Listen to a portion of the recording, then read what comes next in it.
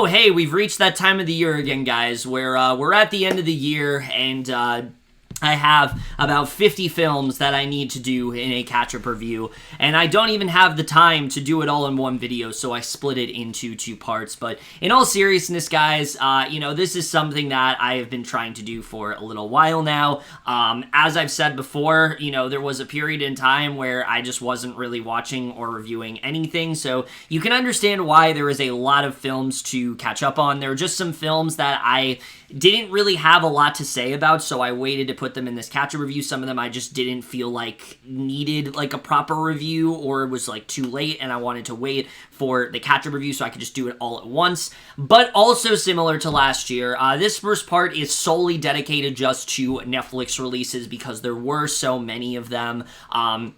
I figured I'd just compile them all into one video. This part probably is not going to be that long. I don't have a ton to say about a lot of these movies. The second part is definitely going to be longer. I have a lot more films to discuss in that video. This one, there's only around, I think, 15 or 16, so not a ton to say about all of these, but at the same time, some of these I do have quite a bit to say about, so we're just going to get into right now, starting off with the first movie. Alright, so this first film I'm talking about is The Main Event, and look, this is a movie that I watched back in April, and I've really just been putting off talking about it since then because I don't really have a lot to say about it. Keeping it short, this movie is really bad, for sure. It's a really dumb film. It feels more akin to something that you see on Nickelodeon. There really isn't anything that special about this film. There's not really anything that different that this film is doing than other ones before it. And the plot is just so bizarre. You have this film that is basically this kid. He's like inspired by this wrestler, and not only does he want to become like a big like WWE superstar, which that's a fine plot, having this kid kind of look up to someone in the WWE. Maybe he gets to know them a little bit better. Maybe he has like a passion and he decides to pursue it.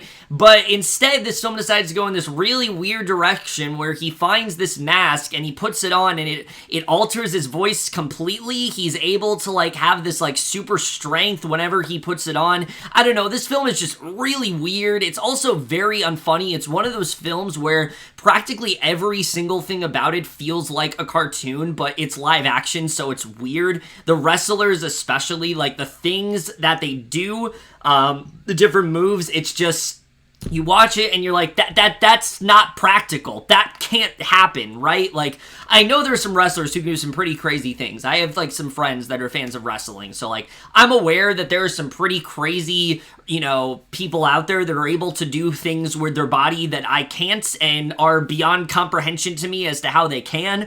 But I don't think they can do the things that the characters do in this movie. That just seems a little too impractical to me to actually be legit. And just the things that happen in this movie are ridiculous. They don't really make any sense at all. The main kid as well, Seth Carr, is really bad here. He does not do a very good job in this role, really at all. I thought he was very much miscast. He's really just hamming it up, and I was not a fan of his role in this movie. I didn't think he did a very good job.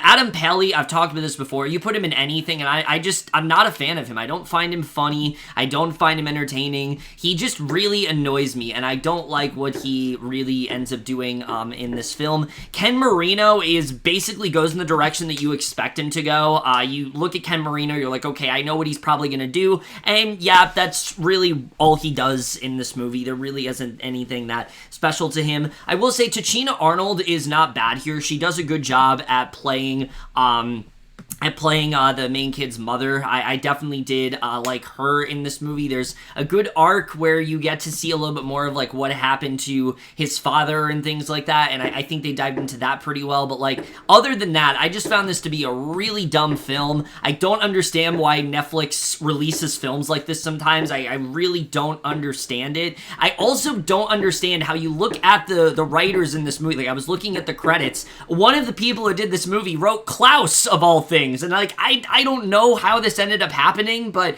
somehow the writer of Klaus is also writing the main event, and I don't know how that correlates at all, but whatever. This movie's dumb. I'm not a fan of it at all. Definitely a really dumb Netflix film. Not a lot of people saw it, and you're not really missing out on much if you didn't.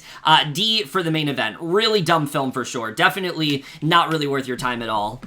The Raw and Missy is pretty much everything that you're expecting this to be. This is such a dumb and very obnoxious comedy that really is just on par with David Spade's last film, Father of the Year. There really isn't much else that's different from this one. Similar to this film, David Spade is giving a very unenthusiastic performance. He seems very bored, but he also seems very annoyed throughout this movie. It really just seems like he doesn't want to be there. He's at least put some amount of effort into that one. You know, he at least put some amount of effort into that one, whereas here, it just seems like he doesn't really give a shit at all, and he's not even really trying in this film, and it really does show here, so I wasn't impressed by him. Lauren Lapkus, she definitely tries in this movie. She tries, for sure.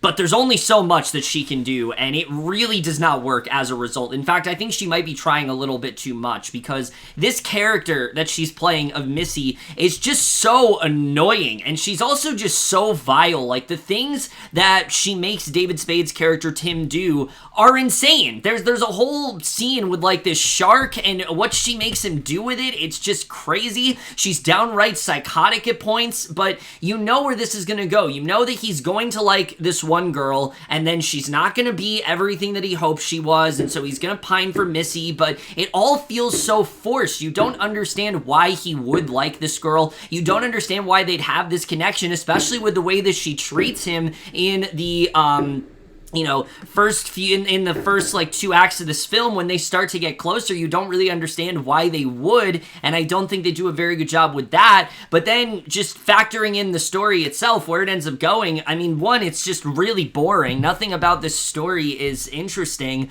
but then also the rest of this cast as well, it's just really annoying here, too. I mean, Nick Swardson, Jackie Sandler has maybe the biggest role she ever has, and she's really bad in this film. I was not a fan of her, very much at all. And again, just in general, nothing about this film I thought was funny. Nothing about it I thought was charming or endearing. I honestly was very disturbed by a lot of it. I was watching this with a friend of mine, and he kind of brought up the idea that maybe this should have been like a horror comedy, and I very much agree, because the direction that Missy goes in, I mean, she's just kind of crazy, and not crazy in the way like, oh, she's just a little bit odd. Like, no, she's straight up psychotic in this movie. It just didn't really work in any way. Again, I don't understand why David Spade continues to do this stuff. You have Adam Sandler doing Uncut Gems, you have Kevin James doing, like, he did Becky this year, but David Spade is just done doing the same bullshit, and I don't understand why he continues to subject himself to these kind of movies. Just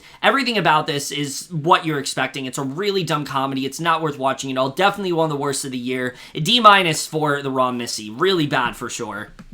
Oh my god, where do I start with The Last Days of American Crime? I mean, I guess I'll just start right off the bat by saying that I don't hate the idea of this film. I really don't. I don't think the idea of, like, the government instituting this law where, like, basically there is no crime, and things like that, I don't think that's a bad idea, and that they want to try to, you know, limit anything like this from happening. But the way that it's done, on the other hand, it's done in such a cartoony and surface level manner that it turns out nothing but one of the worst films of the entire year. I mean, everything about this film is so ridiculous. None of these characters right off the bat are likable. None of these characters are someone that I ended up connecting to. Edgar Ramirez's character, he's got this arc throughout the film where his brother died, but we don't really care because we didn't really see him interact with his brother much, aside from this, like, exposition dump in the beginning of the film that tells them, oh, these two were brothers, and we're supposed to care about the fact that his brother died, and they don't really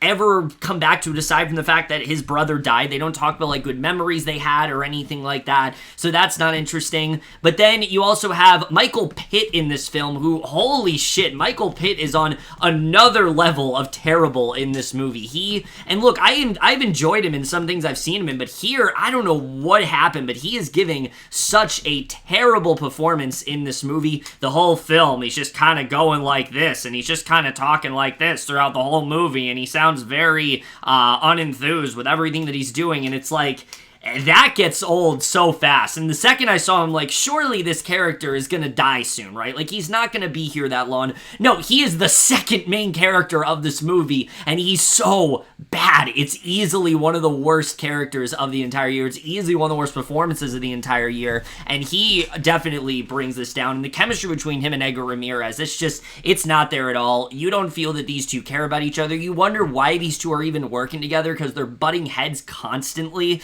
and I didn't really understand why they wanted us to care so much.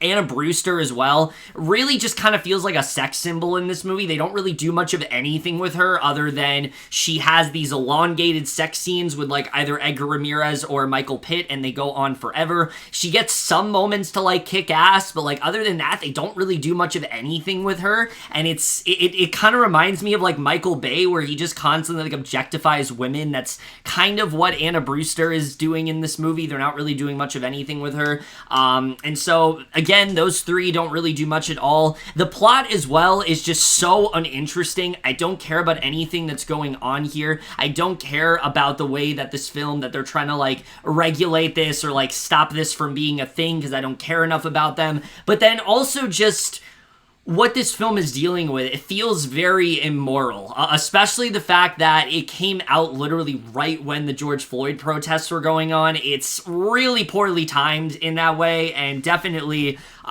makes me feel very uncomfortable throughout. And again, I think a plot like this very much could have worked if you didn't put it in the hands of someone like Olivier Megaton, who is known to be one of the worst action directors out there, and it very much does show here, because his action is just terrible in this film. There's tons of quick cuts, there's tons of just there's tons of shaky cam. There's just, you can't tell what's going on a lot of the time. There's nothing interesting going on with the action sequences. A lot of them just go on forever. And it also seems like he's very focused on the action. He doesn't want to really take like a second to breathe and give you time to get to know any of these characters. He just kind of wants to like zoom through storytelling, which is weird because this movie is 2.5 hours long for some reason. And I don't know why he decided to make it that long, but for some reason it is, and I don't really know why, because the film is not something that needs to be that long at all. Even Sharlto Copley in this movie, I was gonna give this film a D-,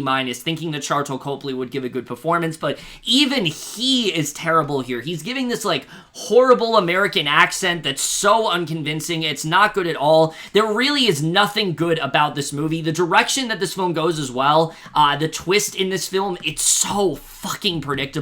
There wasn't a single thing in this film that thrilled me. There wasn't a single thing in this film that I found surprising. Just everything about this film, I just fucking hated. I couldn't stand a single thing about it. I hated how excessively violent it was. I hated how overlong it was. And I hated how poorly timed of a release it was. I just hated everything about this movie. It's easily one of the worst films of the entire year. Definitely an F for Last Days of American Crime. It took me a while to watch this one, but I finally did, and I can see why everyone's been just like shitting on it constantly, because it's definitely not good at all. Definitely one of the worst films of the year, and probably one of the worst films that Netflix has ever put out. I really don't know how this turned out as bad as it did, but wow, this was bad.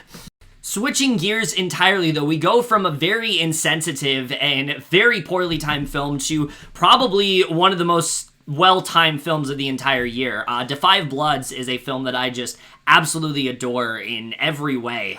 This came out, in June, and it was a film that I was so excited to see because I love Spike Lee's last release in Black Klansman. I was initially planning to actually rewatch all of his films before this one, but that just didn't pan out. I watched his first 3, and I just couldn't, I did not have time to watch the other ones, unfortunately. But of course I did get to Da 5 Bloods, and this film is every bit as good as everyone has said. What What I really like about this film is that though it is focusing on PTSD and, a bunch of, like, veterans kind of reflecting on their life, it's a much different story than what you're used to. This is really a film about how African American soldiers very often are kind of neglected. They're not really championed for their efforts. They don't really feel good about what they did. And you can really see how the war for them has never truly ended because they're still dealing with racism. They're still dealing with bigotry and things like that. This is stuff that really does get to them. And you really do see that throughout this entire film, what's really going on. And I think the film does a really good job with that. But it also dives into the concept of greed because they are going on this treasure hunt of sorts. It's trying to reconnect these four old friends together, and you can see how some of them are just doing it to strike it rich, and they're so focused on just getting the gold, and you see how this is really starting to affect all of them, and I think that is definitely very well done. That's something this film very well does tap into, but what I really also like about it is that all four of these characters really do feel the most fleshed out they could possibly be. Someone like, say, Paul, for example, we really do get into how he has a very difficult relationship with his son. He's not connecting with him in the way that he wants to, and he wants to take this opportunity to try to reconnect with him. He wants to take this opportunity to try to maybe mend some fences there, and I think the film does a really good job with that. And Paul as a character, I think, is definitely one of the best of the entire year, and Delroy Lindo's performance, man, I mean, he is fucking phenomenal in this movie. I mean, Paul at first seems very confident, he seems very self-assured, it seems like he just has a can-do attitude and nothing's really gonna break him, but there comes a point in the film where you realize no, he actually is maybe the most broken out of all of them. He is feeling a lot of loss. There are lots of things that he feels throughout this movie, a lot of unresolved feelings, and you really do get into the mindset of that throughout this film, and I think Lindo just did such an amazing performance here. It's definitely a performance that, everyone was hyping up when it came out, but it very well still should be. I think he absolutely should be nominated for Best Leading Actor, because he just gives such a phenomenal performance here, but the other performances as well, I mean, especially Clark Peters, I don't think gets enough credit in this film, and I really think he should, because he gives a really phenomenal performance here as well. All of the characters, just everyone does a really great job. There's so many standout moments with everyone here, but Spike Lee's directing as well. I mean, again, it touches upon a lot of the things that he mainly has on his mind, which he normally has a lot of things on his mind, but again, it's really about just those lingering effects that it has on these characters from them serving, and again, I think for some people, the film might take a little while to really get there. It does take a while to really get into the thick of things, but after a certain scene, which you'll know it when you see it, that's when this film really takes off, and from there, it becomes one of the most effective films, I think, of the entire year. I think that it gets very heavy, but never heavy-handed in that way. You're always invested in what's going on, and I think the film does do a really good job with that. The cinematography as well is just so stunning, especially the contrast between the way it looks now and then the way it looks in the flashbacks, which it kind of harkens back to like older war films, like say Apocalypse Now or something like that, and I really did love that a lot. The score by Terrence Blanchard, of course, is fantastic. There's just so many things I adore when it comes to this film. I think this is truly one of the best of the entire year. I think it's a film that I think we very much needed in these challenging times, because this, similar to Last Days of American Crime, was around the time when all the protests and things like that were happening. They're still happening now, obviously, but like they were at their most prominent around this time, and I don't think this could have come out at a better time than it really did. For a while, this was like my favorite film of the entire year. It was one of those films that kind of reminded me why I love movies as much as I do, because we hadn't had a movie this good in quite a bit, and if for some reason you missed out on this film, you need to see it immediately. I think this is definitely going to be a film that unfortunately doesn't get a lot of Oscar love, but I think is definitely going to sweep in there in a few areas, and I think it very well should be. Definitely one of my favorite films of the year. My only real flaw with it, I would say, is that there is one character that is shown in this movie to have he has this wife in the film, and it's this really nice moment. It's very sweet in that way, but we never really come back to it, and I wish we could have, because I think it would have made things that much more effective. But again, this is such a timely and just really emotionally effective film that I think is going to touch and really just have an impact on many people for sure. And similar to BlacKkKlansman, I mean, Lee does a really good job, I think, of relating this to modern times, relating this to what's going on now. I think he just does such an excellent job with that. So many things I love about this film. Definite A for Da 5 Bloods. For sure, one of my favorite films of the year. Can't recommend this one enough if you haven't seen it. And switching gears again, we go to Desperados, which, holy shit, this is yet another bottom-of-the-barrel comedy from Netflix. I mean, just the premise of this alone is so stupid. You have this woman who, she goes on, like, this tirade about this guy that she was, like, really pissed off by, and she sends him this email, but, oh, I didn't mean to send him the email, and so she has to go all the way to Mexico to try to, like, delete the email, and so that alone is really dumb. But then you factor in all of these characters, and they're all just really unlikable. There isn't a single character in this movie that I ended up liking. There isn't really a single character in this movie that I felt like I could connect to. I just found all of them to be really just annoying. I found all of them to be very obnoxious and unlikable in this film, and I just was not really a fan of them very much at all. Our main character, Wesley, is really not very good. I did not like her in this film. I did not think that she was a very good character. She also goes in some really weird directions. There is this very strange subplot with her and this kid that she keeps running into, and every time that she does, he tries to make it look like she's a pedophile and that she's like hitting on him, and I'm like, is this supposed to be funny? Because like, it's just kind of disturbing. Like, this isn't really funny at all. So that's the kind of humor that we're going for in this movie. If that sounds funny to you, then great, but like, it's really not at all. Even the guys in this film, like Robbie Amell, an actor I normally like, he seems really bored throughout this entire movie. There's no chemistry between him and Nassim Pedrad as well. I did not feel there was any real sort of chemistry going on there. I just didn't really feel any actual chemistry there, so that didn't really work for me. None of the actors in here are really doing a good job, and just in general, the way the movie ends as well, I think it's just really obnoxious. Just everything about this film, it's what you expect from a Netflix comedy at this point. It's unfunny, it's very bottom of the barrel, and it just feels like another film that was just kind of like, it's straight to Netflix because of the fact that there was nothing else to put out. Even with the pandemic being a thing, like, it just felt like a film that, like, they didn't have anything else, so they dumped it onto there. And yeah, don't watch this one. Definitely one of the worst of the year. D- for Desperados. Not much to say. Just really dumb comedy for sure. Oh, The Kissing Booth 2. This is one of like 5 sequels that came out this year on Netflix that feel completely unnecessary, and nothing about this film, I will say right now, justifies its existence. I will say it's not as bad as the first film, though. It's not one of the worst movies of the year. It comes pretty close, though, in quite a few areas. The one thing that definitely does save it is Joey King's performance. She is definitely a little bit more convincing here. She has some moments in this film that I think are generally pretty good, and she really does sell, I think, her character pretty well. But the character of Elle is still really bad. It's very hard to tell what she really wants in this movie.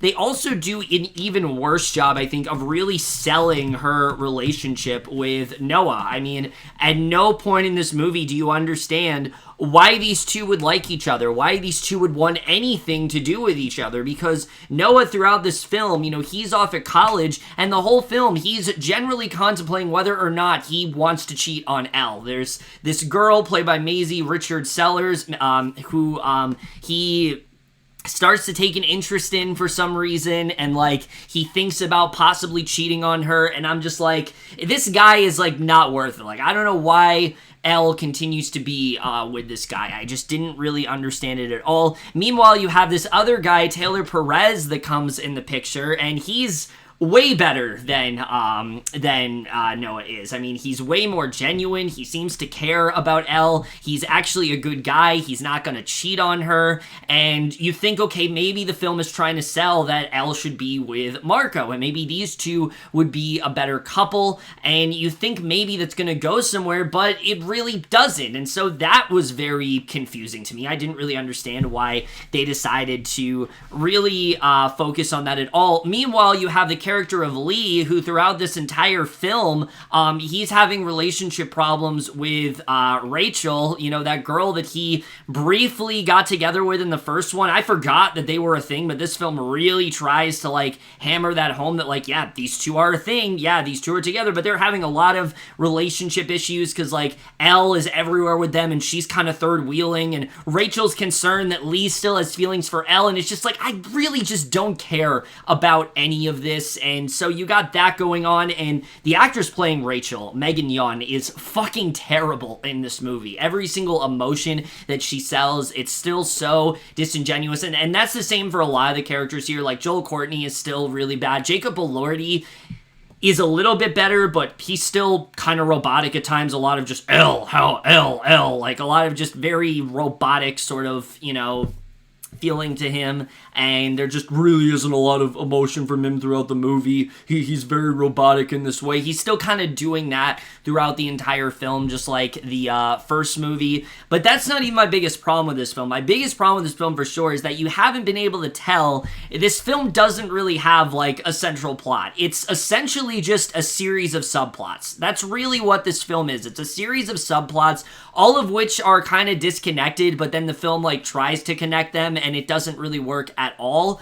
But a lot of it also is generally pointless. I mean, where the film ends up going, it's so fucking predictable. It doesn't really feel like it's adding anything to these characters. It doesn't really feel like it's adding anything to the story. And it just goes on forever. And they don't do a very good job, I think, with trying to flesh out things any further than they did in the first one, which is odd to me considering this film is over 2 hours long. And I don't really know why it needs to be over 2 hours long, especially because all of the main conflicts are pretty much wrapped up when there's about 40 minutes left in this movie, and so you're just kind of like struggling with like why this film is still going on, what the point of anything really is here, and it just kind of keeps going, and I really couldn't stand it at all. And then the way that they end the movie, they end it in this really goofy and just very forced cliffhanger with Elle now having to make some sort of decision, and where's that gonna go in Kissing Booth 3? I frankly don't give a shit about Kissing Booth 3. I don't care where it's going to go. I don't care where these characters are headed. I just don't care about this series, period. Just in general, this film was so dumb for me. I hated basically everything about it. Again, the only thing that really saves it is Joey King's performance. That's really the only thing that's working here. D for the Kissing Booth 2. Still a really bad sequel. Not as bad as the first one, but still overall really bad as a sequel. Not a fan of this one very much at all.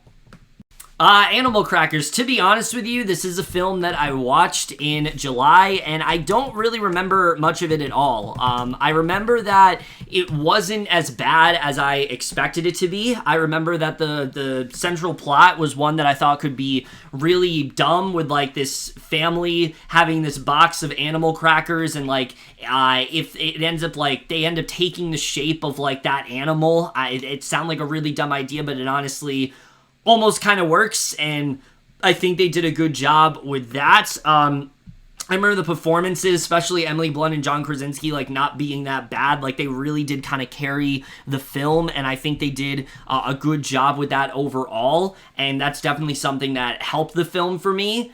The problem is I just didn't really find any of it funny. I didn't really find any of it that entertaining, and I think that's what really brought this film down overall. There just wasn't really anything that was that memorable when it came to this film, but it's not terrible. It's a mediocre animated film that you can watch in the background. You know, your kids will enjoy it. You won't be like tortured by it or anything, but it's not really worth watching either. I just don't really remember this film. Like, I just don't really have that much to say about this one. I'll give it a C. It's mediocre, and that's really kind of it. I don't really have much to say about it at all. Next movie. I'm sorry, guys. I don't remember this one.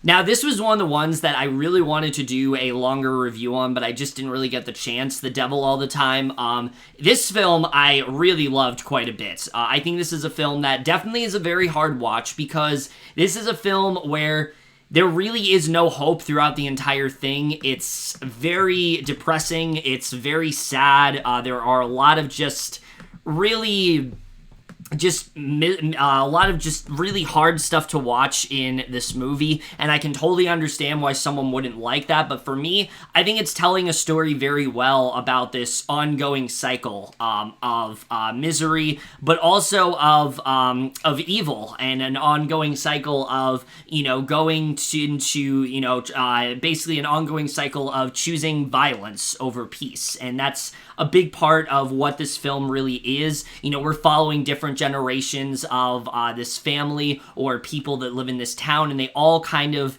do various misdeeds throughout the film, and I think the film does get into that very well. But the other thing I really adore about this film is just the cast here is just absolutely phenomenal. All the performances are amazing. Tom Holland is probably the best he's ever been as the character of Arvin. You really do feel for his character. He's like the one guy that's trying to make everything right. He's the one guy that's like trying to turn things around, but because things are so corrupted, he still has to kind of resort to violence in order to do that. And I really liked his character a lot. I found myself really sympathizing with him, and I think Holland he did such an incredible job in this film. I've always loved Tom Holland as an actor, but this is definitely showing that, like, he is definitely the real deal when it comes to acting. He's so good at emotional acting, but also not having to say much. He's good at just, like, you know, you can tell from his facial expressions how he is feeling, and I think he does a really good job with that overall. But Robert Pattinson as well, man, he is just amazing in this movie as this really deranged and fucked up preacher of sorts who he becomes entangled with Arvin's sister, and he does a lot of really gross shit with her. She participates in a lot of things that are definitely very unethical and disgusting, but he tries to tell her to do it anyway, and Pattinson just really, again, just transforms into this character, and he just does such a great job throughout the film. I loved his performance in here. Definitely one of the best supporting performances of the year for sure. Just from top to bottom, this film is stacked with talent. Even Bill Skarsgård, he's only in the movie for like the first 20 minutes, but he is so captivating as this character of Willard. It's some of his best work to date, and I think he gave such an amazing performance, and I think all that stuff is really well done.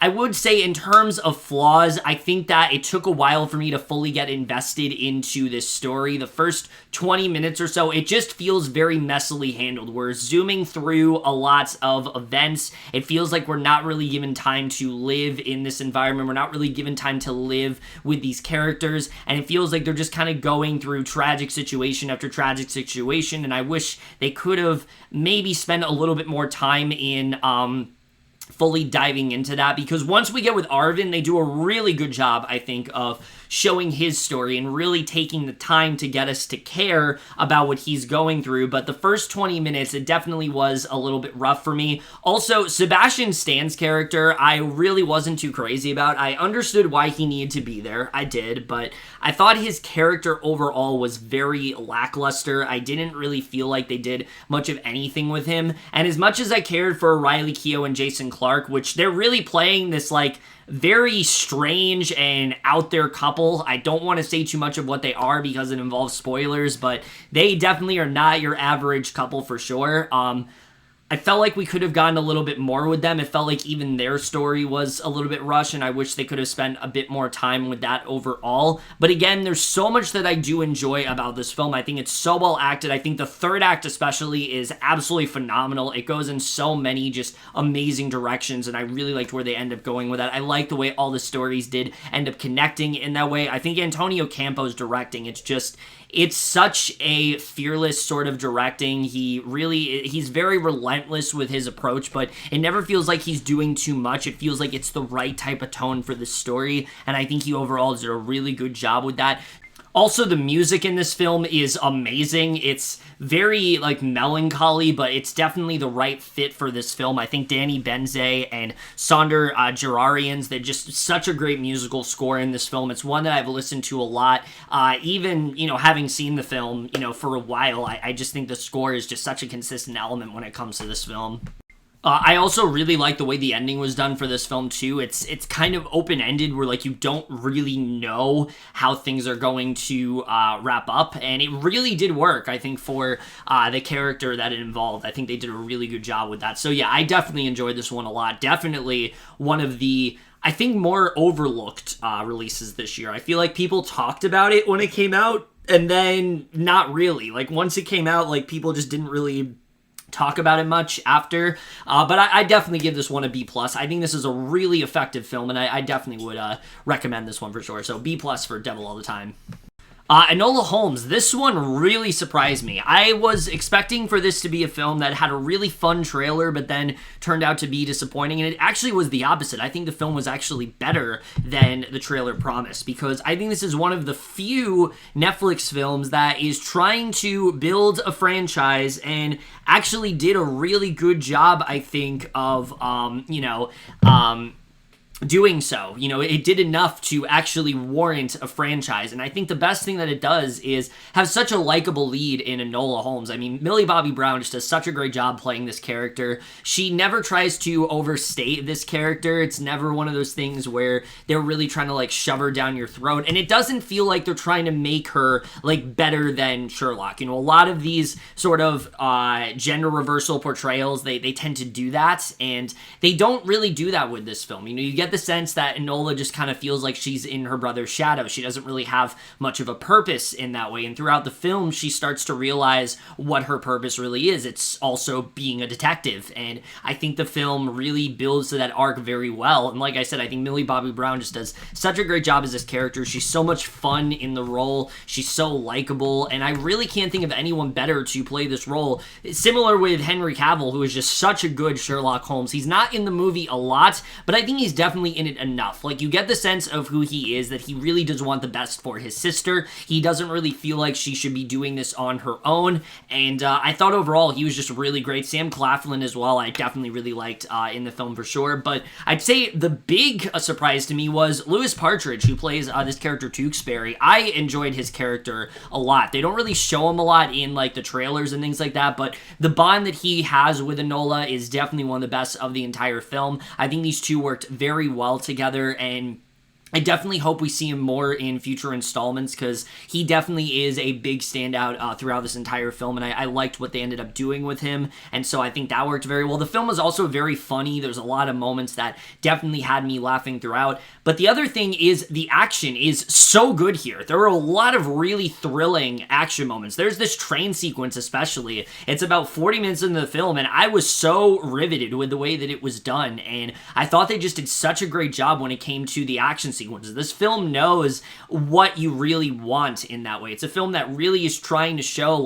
this is what we can do with this character. This is really what could happen if you want this to be a series. It's not trying to do everything, but it's giving you enough, and it had more than I was expecting in that department, and I definitely really did appreciate that for sure. I thought there were some really strong action sequences here, but also the mystery itself is definitely one that is very interesting, one in a direction that I wasn't really expecting, and I thought they did a pretty good job with that. So yeah, there's a lot of things I really do enjoy about this film. I think there's a really good mother-daughter story at hand. The whole film is her trying to track down her mother, and I thought they used her mother just enough. A lot of the time she will rely on memories of her mother to help motivate herself, and I thought they did just enough with her. They didn't try to really overuse this, motif that they do throughout the film. And I think it definitely really did work. And it built to a very heartwarming ending that I really did enjoy quite a bit. So yeah, there really is a lot that I enjoyed about this film. I think the only things that really bring it down for me, I think, are that the second half, it did start to drag just a hair, just a bit. It did start to drag a little bit for me. I do think there's some characters here that just felt a little bit underwritten. I would have liked to get into who they are a little more, especially Adil Akhtar's character. There really just isn't a ton to him. I wish we could have had more with his character in the film. Daniel Pemberton's score, though, is also fantastic. That's a big highlight throughout this entire film. Just really in general, I enjoy this film a lot. I think it's very well done. I thought it was a lot more entertaining than I really was expecting, and just in general, I had a really good time with this one. So B+ for Enola Holmes. Definitely would be down to see more from this potential franchise if they decide to do that. The Boys in the Band, this is another one that I feel like people just kind of stopped talking about as it came out, and I can't really understand why, because I think this is a really well done film that is obviously, yes, stage to screen, and unlike something like, say, Ma Rainey's Black Bottom, it definitely does show at points, but it's not like American Son, where I think it deteres from the film entirely. This is still a really well done film that I think is a really good sort of character study for all these different characters, and I think the film does a really good job with that. It presents these characters who, you feel they're one way, but as the night progresses, you really start to learn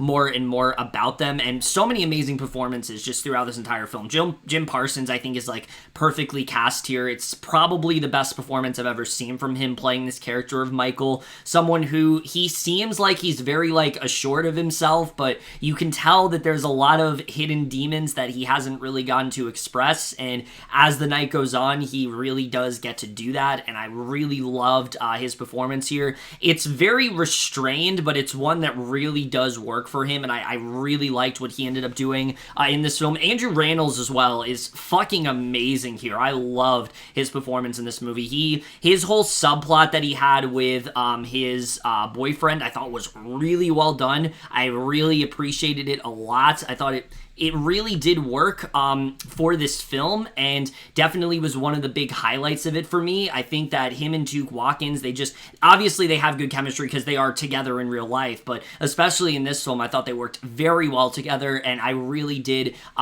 enjoyed that a lot. I thought that their storyline ended up being one of my favorites of the entire film, but I think the film especially picks up where, and the trailers talked about this, when they start to make those phone calls, you really just get to see who all these characters are, the insecurities they have, the demons they're hiding, and the fact that, again, some of them are not fully out to everyone because it is still the late 60s, and I think the film touches upon that very well. I do think there are a few characters that are a bit underwritten in that way, especially the characters of Bernard and Emery. I think they do get the short end of the stick. They have moments for sure that are very effective, but I just wish they could have gotten a little bit more to do in this movie. I think, and I understand that's probably the same with the stage play, but it's just one of those things where, I think they could have built upon it a little bit, and they didn't, and I do think that was just a little bit disappointing. And Charlie Carver's character as well, he's funny, he's definitely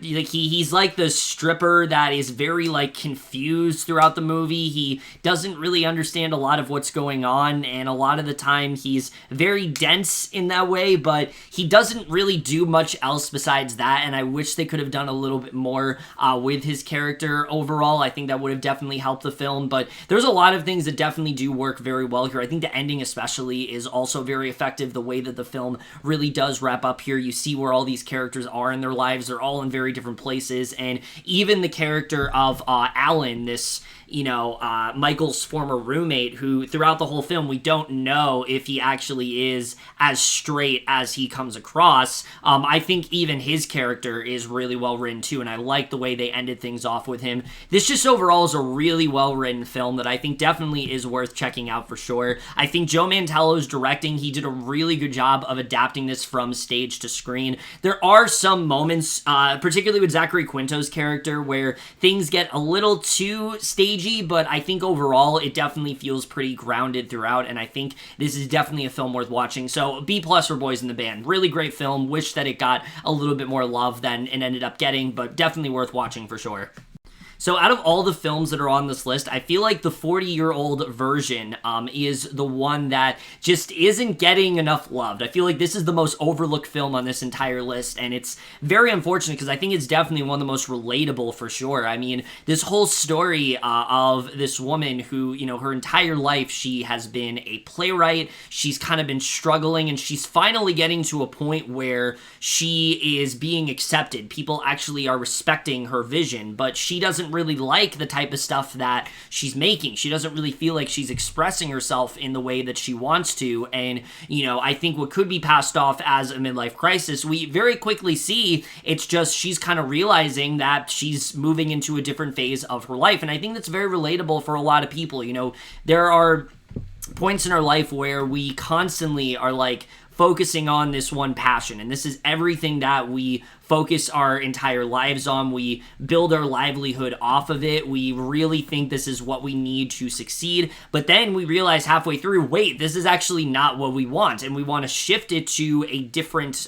way of pursuing, still being able to pursue that art, but a different way of doing it. For Radha's character in this case, it is through becoming a rapper, and I think the film does a really good job of showing her making that transition, and how a lot of people are very unfavorable towards it. They feel like, you know, this is what you've been doing your entire life, and now you're doing this, and they don't really understand it. But I think the film presents it in a very inspiring way, and I think it's going to be something that is very relatable for a lot of people. But the other thing that not enough people are talking about is Radha Blank's performance in this film is just extraordinary. She's so funny, she's so charismatic, she just has so much energy that I think just leaps off the screen, and the fact that she also directed and wrote this movie as well, I think is really well, really impressive when it comes to this film. The fact that she just did so much, it really feels like this is a big passion project for her. This is something she's wanted to work on for a long time, and I think the film did a really good job. I think she did a really good job in showcasing that here, in kind of telling this almost autobiographical story, you know, with her in one phase of her life and now transitioning into a different phase of her life. And I really did like seeing that for sure. I think the film did a really good job with that. But the film also touches upon, again, just how understated a lot of Black Americans are when it comes to being a playwright, and how they aren't taken very seriously at some points. And you see that with Radha Blank's character, but you also see that with Reed Birney's character, who plays Jay Whitman, and how he wants to take over a lot of what she's doing. He wants to oversee her vision. She's not interested in him doing that. You know, she wants to do what benefits her. She wants her art to speak for itself, and she wants her art to be her art. And I definitely really love seeing that in this film. I think that's another message that is definitely going to resonate with a lot of people. I think the rest of the cast also is really great. Peter Kim is really great, especially as her best friend. I thought he was really funny in this.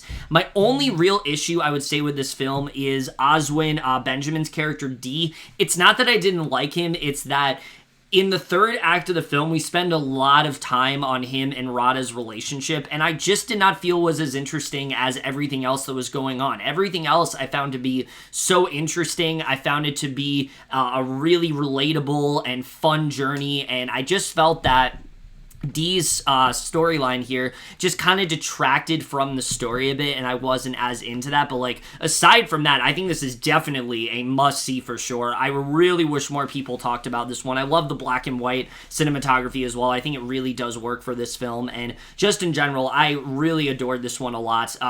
Really inspiring ending too. Just so many things to love about this one.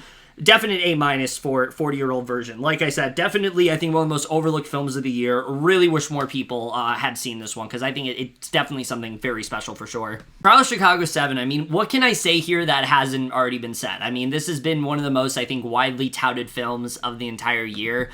People have really just been talking about how great that it really was, and I think it definitely lives up to the hype for sure. There's a lot of things that really do work very well about this film. I mean, right off the bat, that, I think it's a film that definitely goes in some directions you're not expecting. Right off the bat, it starts with the trial. You know, you don't see the lead up. It's kind of done in like a non-linear fashion, and I actually really did like that a lot. I think it definitely really does work for this film because it gives you a chance to see the importance of the trial, and then as the film is going on, you start to realize what this trial really means for these characters and why they're in the situations that they're in. And I mean, from top to bottom, this ensemble is just amazing. I mean, you got Eddie Redmayne in probably the best performance I've seen him give in a while. Yahya Abdul-Mateen, who's not in who's not in this film a lot, but like I think he does a really great job. Mark Rylance is great here. Joseph Gordon-Levitt, Michael Keaton, Frank Langella is amazing in this film. Definitely one of my favorite performances. He is just this really cold-hearted and downright. He's just such a just like downright evil sort of attorney who he wants things to go his way. He's very by the book. He doesn't let anyone try to like disobey him, and he's very bigoted in that way, and you really do see that throughout this entire film. And I thought he just did such a great job playing a character that we really do love to hate, and I thought he just really sunk his teeth into this role nicely. But for me, I think the big standout was Sacha Baron Cohen. I mean, he just really disappears into this role, and you remember just how transformative of an actor Cohen really is when it comes to a character like Abby Hoffman. I mean, you forget that this really is him playing this character, and he just does such a great job, I think, doing that here. I really love what he ended up doing in this film, but I also think the film does a really good job of showing just how unfair the criminal justice system really is. I mean, throughout this film, there are multiple opportunities that these characters should be given justice. They should be given a chance to speak, and they're not really, and you definitely do see that throughout the film, and I really did, especially for like say Yahya Abdul-Mateen, the second's character. Like there's a whole moment where like he says one thing and suddenly he's like forced into jail, he's not given any more time to speak, and you really just see how unfair a lot of that is, and I think the film does a really good job in telling that story. It's very riveting in that way, and when you eventually find out like what caused this whole trial with, you know, the protests and things like that, it's very effective, and you can definitely, you know, draw to some real world parallels with what's going on right now with like George Floyd and things like that. And I think the film did a really good job with touching upon that. As always, Aaron Sorkin's dialogue is just top notch. He really is just one of the best screenwriters out there right now. I think his directing is really well done here too. My only real flaw I would say with this movie is really just the last 5 minutes. It gets very corny. I understand what they were going for, I do, but the way that they went about it, especially with the music that they chose, which the music throughout the majority of this movie is really good. I really enjoyed the score here a lot. I think the film is very well composed by Daniel Pemberton, but once we get to those last 5 minutes, it just becomes a little bit too hammy, and it felt like a lot of the realism and a lot of the authenticity of the film was kind of stripped away in those last 5 minutes. And again, I get what they were going for, but considering one, it didn't really happen, two, it just almost felt like a different movie, I just didn't really feel it was the best note to end this film on. So that's really my only real flaw with this film. Other than that, I think this is a really well done courtroom drama. It's definitely one of the best that I've seen in a while. Definite A for Trial of Chicago 7. I've heard a lot of people say this film is probably the front runner to win Best Picture, and if it is, I'm 100% behind it because I think it definitely deserves all the love it's gotten. Really love this one a lot. There is so much I love about Over the Moon. This is such a delightful and fun animated film that I think is also a really good film about the idea of grief and how that really consumes an individual, specifically a child who is probably not over this death and doesn't really want to move on from it. And it's not done in a heavy-handed way. I think that's what's really effective about this film is that, yes, it's something we have seen done before, but I don't think it's done in a very heavy-handed way when it comes to when it comes to our main character in this film. I think Feifei as a character, like, you understand why she is so hesitant to have a new mother, why she's so hesitant to let this character into her life, and I think they do a really good job with that throughout the film. But then I also really love the fact that obviously this is a musical, and it very much feels like it's harkening back to like classic sort of Disney Renaissance type musicals, and the songs here are just top notch. Rocket to the Moon especially, I have had in my head forever since watching this movie. I've been listening listening to it constantly. It definitely needs to get Best Original Song. I don't know if it should win, but it definitely needs to get nominated because it's an amazing song for sure, and I really do love that song a lot. But I think beyond that, I mean, something like Mooncakes, for example, it's such like this elaborate sort of production that, again, just really feels like something that like Disney would have done back in their heyday, and I really did love that a lot. But then even the character of Chang-Yi, this who starts out as like the villain of the movie, played by Philippa Sue, you really understand what she's going through as well. She's going through very similar circumstances as Fei-Fei, and I think the film does a really good job with that throughout the movie. You know, you really do find yourself caring for both of them, and I really did like that here a lot. And then Fei-Fei's brother, Chin, as well, you find yourself really liking that relationship. Even though he doesn't admittedly have a lot to do in the movie, you understand why that relationship is so important, and I think the film does a good job. The one thing I was very worried about was Ken Jeong's character, and I think this is definitely one of his better roles in a while. Gobi, yes, is definitely used for comic relief, but it's not nearly as, I think, forced as he usually comes across. A lot of the time, Ken Jeong just feels like he's really like shoehorned in there, and I didn't really feel like that was the case here. I feel like he actually had some really good stuff to do, and he also had one of my favorite like musical moments of the movie that I appreciated a lot. So I think Jeong just like, he got to show a different side of himself that he normally doesn't, and I definitely really did appreciate that here for sure. In terms of flaws, I will say I think there are some moments where the film gets a little cheesy. I think definitely there are some moments that are clearly just for kids in terms of humor, and that definitely does bring it down just a bit for me. But the other thing to talk about is the animation in this film is just so striking. I mean, it sticks out as some of the best Netflix, I think, has ever done. It's so elaborate, it's so colorful in that way, and it's so visually arresting. It's a film you really can't take your eyes off of. There have been 3 animated films this year, towards the back half of the year, that I think really made up for animation this year, and this is definitely one of them, and I think the film is worth watching alone for that. But other than those flaws I mentioned, I mean, this is just such a fantastic film. I think it's definitely one of the best animated films of the year. I think it's definitely worth giving a watch. It's not really anything original. There's definitely films that it's similar to. I've seen people compare this to Coco. I've seen people compare this to like Milan or something like that, and I can definitely see those comparisons for sure, but I think Over the Moon does enough to really stick out as something special. I think it sticks out as something that is definitely worth checking out. The songs, the voice cast, just everyone does a really great job. Kathy Ang especially, I can't wait to see what she's going to do next. I'm not familiar with her as an actress. I think this was a breakout performance for her, and if it is, I think she's a real talent in this film. I hope she continues to do more film because she is definitely very talented for sure. Definite B+ for Over the Moon. Really love this film a lot. Very, very delighted by this one. Alright, The Midnight Sky. This is a film I desperately want to like. There are a lot of elements that I think almost do work in this film, but the things that work, I will say right off the bat, is everything going on with George Clooney. I think he is fantastic in this film. He gives a much different performance than we're used to. This is a character that he's very reclusive. He's by himself a lot, and he slowly is opening up throughout the film.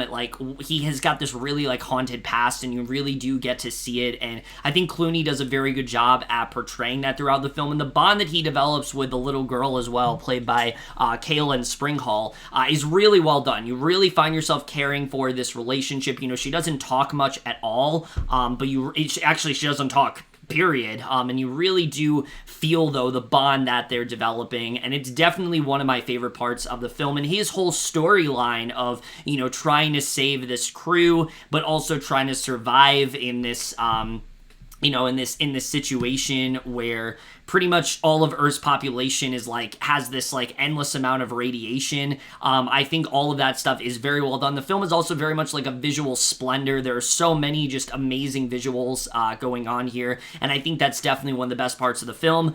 The problem is that's not the only thing we're focusing on. There's a whole other plot line in here involving these astronauts of sorts with like Felicity Jones and David Oyelowo, and all of those characters I just could not give less of a shit about. I did not care about that side of the story because they just weren't very interesting to me. There's a very forced story where, oh, Felicity Jones is pregnant and, you know, she's got to get home and we're not sure if she's going to survive or not, and they try to do all of these forced sort of storylines with these characters, and they're just not very interesting. A lot of them feel very underdeveloped. They finally try to do something with some of them in like the third act of the movie, and it's just too late for us to really care about anything that's really going on. And the way that they connect them as well, it just feels very forced, and I don't think the film did a very good job with that. The twist especially is one that I found incredibly predictable. I very much saw it coming, and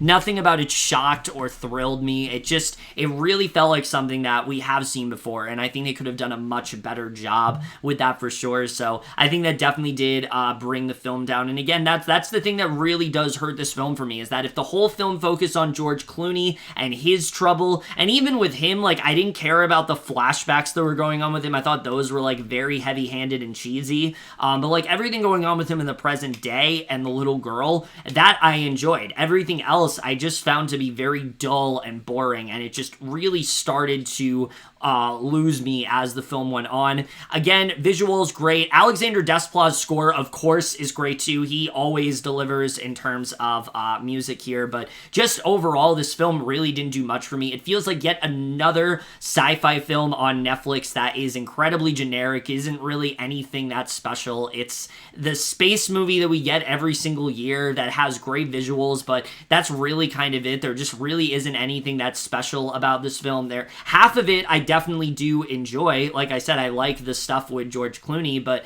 everything else really just brings this film down for me, and so overall it's not really worth checking out. I think it definitely has moments that work, but as a film overall it just didn't really fully come together, and I think it's yet another just sci-fi film on Netflix that isn't really anything that memorable. So C for Midnight Sky. It had potential, definitely. There were things I enjoyed about it, but overall it just failed to capture me in the way that I wanted it to.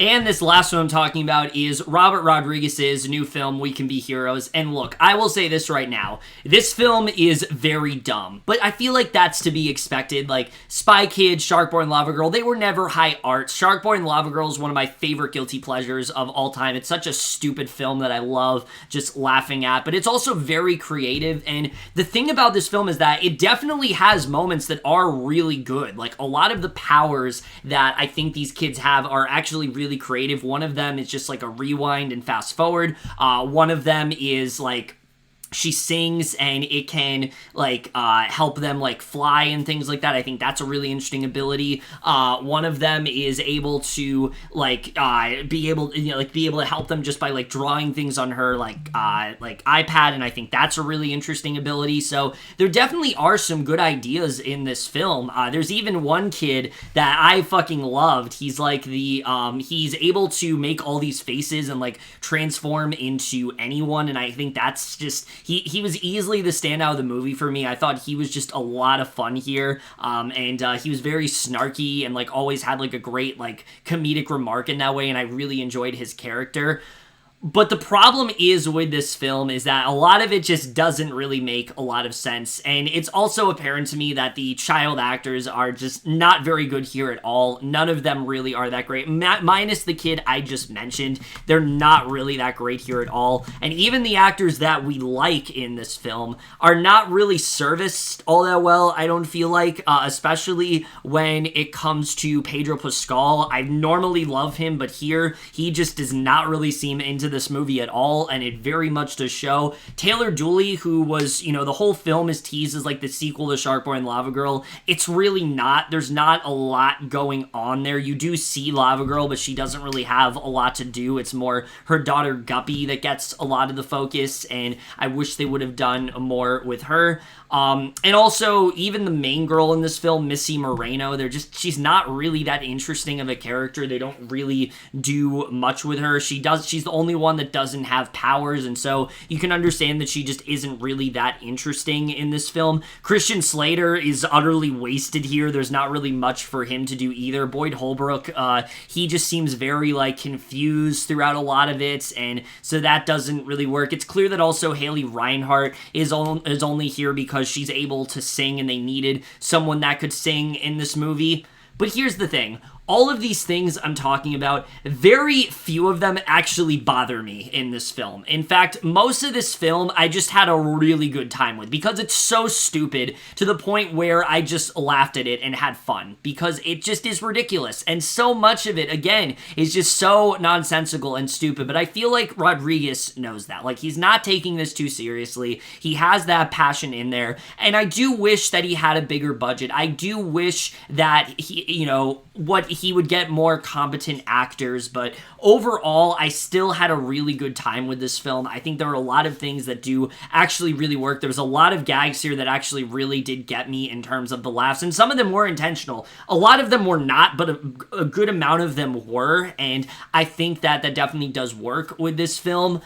But again, it's nothing amazing. It's nothing you need to seek out. But I think if you're a fan of Robert Rodriguez, especially as a kid, and like you've been waiting for him to kind of go back to like those like wacky and ridiculous films that he used to do, I think this overall will entertain you. I had a good time with this one. You know, it's just the definition of a really stupid movie that I can recognize has a lot of issues, but none of it really bothers me enough to bring down the film overall. So I would give this one a C+.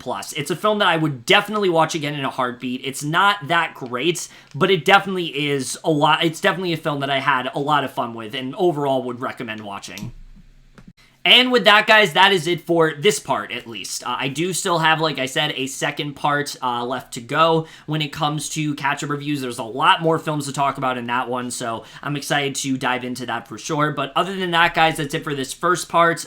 Happy New Year, by the way. I don't know when this video is going to be posted, if it's before or after New Year's, but either way, Happy New Year to you guys. Hope you guys are having a wonderful start to 2021, hopefully, which turns out to be a very good year. But other than that, guys, over this video, hope you guys enjoyed it. Comment down below, of course, let me know what you guys think of any of these movies. We'll see you guys in my next video, and we'll see you guys for that. Okay, bye.